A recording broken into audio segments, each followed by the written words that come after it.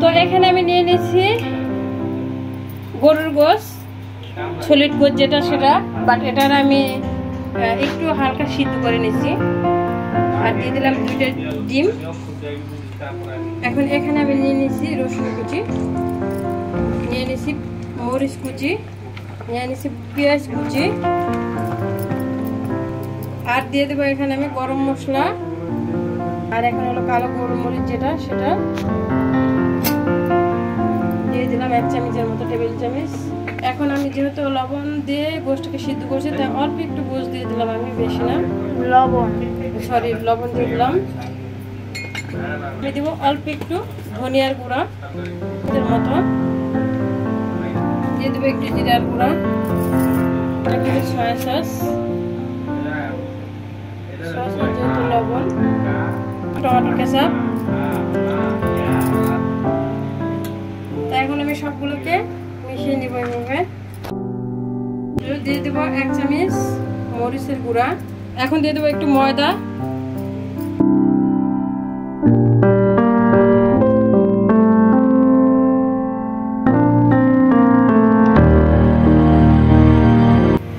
এবার আমি কোট করে নেব ব্রেড গাম দিয়ে।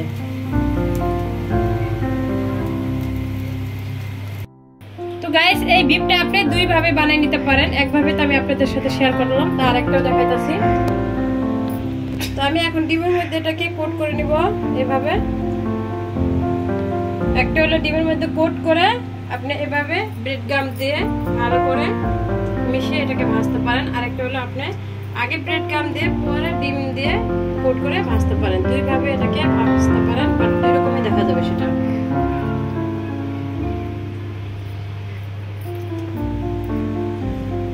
হয়ে গেল আরেকটা আমার।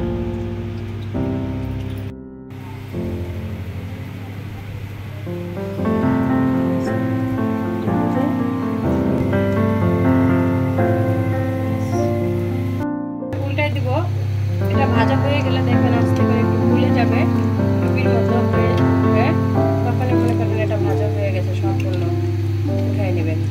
আর আমি যেহেতু গোশটা একটু আগে সিদ্ধ করে দিয়েছি, কারণ বুঝে নেন তো আমরা বিদেশি না, কাঁচা টাচা খাইতে পারি না। হয়ে গেল ভাজা।